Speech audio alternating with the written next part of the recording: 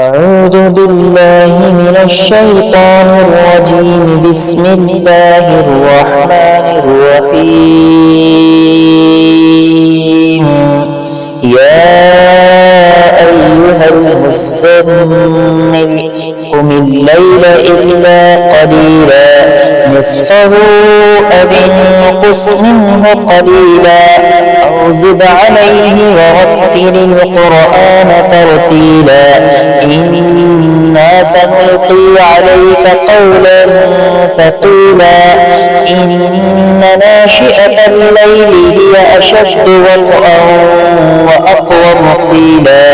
إن لك في النهار سبحا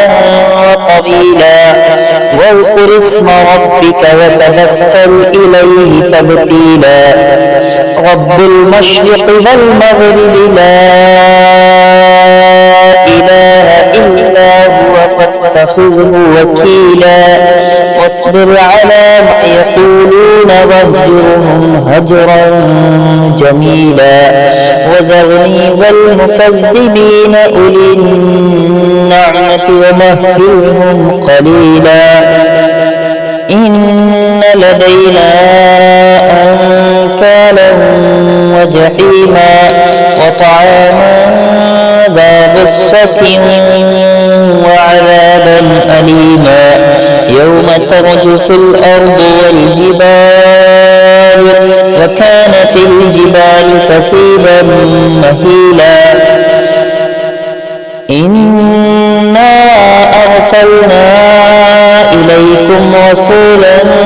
شاهدا عليكم كما أرسلنا إلى فرعون رسولا فعصى فرعون الرسول فأخذناه أخذا وبيلا فكيف تتقون إن كفرتم يوما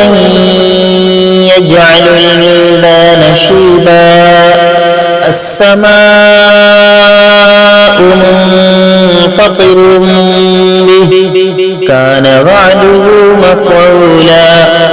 إن هذه تذكرة فمن شاء اتخذ إلى ربه سبيلا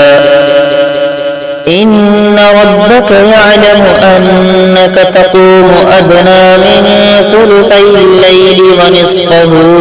وثلثه وطائفة من الذين معك والله يقدر الليل والنهار علم أن لن تحصوه فتاب عليكم فاقرؤوا ما تيسر من القرآن علم أن سيكون منكم مرضى وآخرون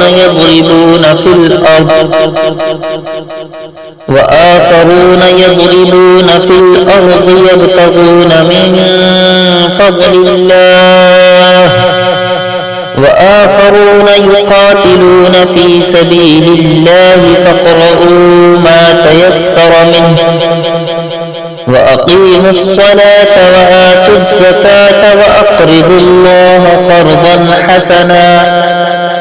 وما تقدموا لأنفسكم من خير تجدوه عند الله هو خيرا وأعظم أجرا واستغفروا الله إن الله غفور رحيم.